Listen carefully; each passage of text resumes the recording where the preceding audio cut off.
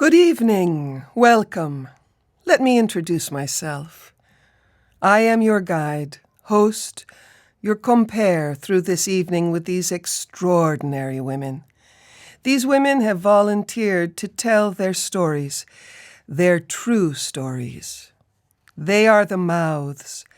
They speak for themselves. They speak for us women. You may know of some of them already, but you probably don't know their truth.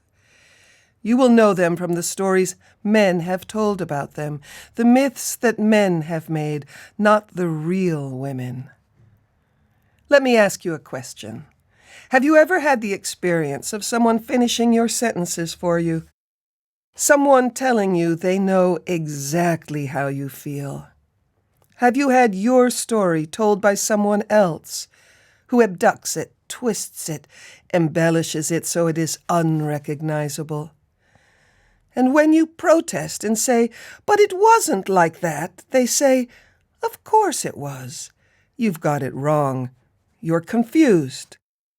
Or they tell you, "It's much better like this, much more exciting, much more believable." But it's no longer your story. It's not your script. They have put words into your mouth, and those words sit like rocks, jagged and harsh, preventing your speech, preventing you from feeding your body and soul.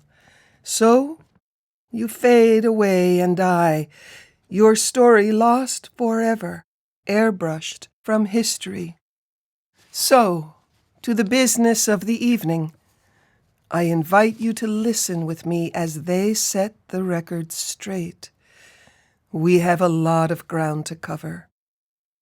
First, we will go to Ethiopia in prehistoric times, then to Incan Peru, ancient Greece, medieval France, Renaissance Italy, 17th century war-torn Europe, Lancashire in England, Ireland, and a care home.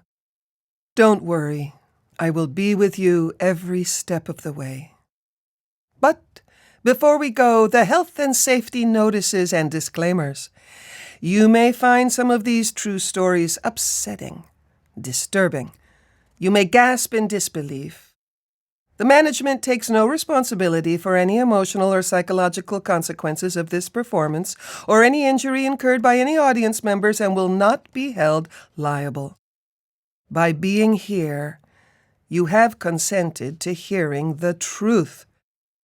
It may make you angry. You may prefer to stick to the tried and tested versions. Some of these are the stories of ordinary women who have lived unremarkable lives, but whose voices are still worth listening to, whose character and strength come shining through the darkness of old age and the end of life.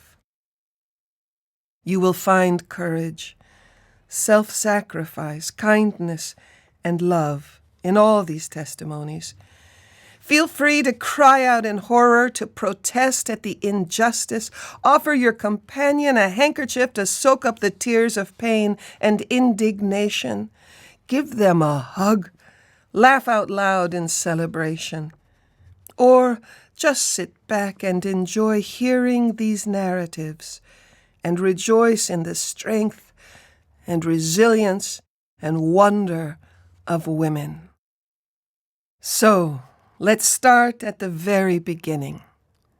Please meet the mother of all mothers.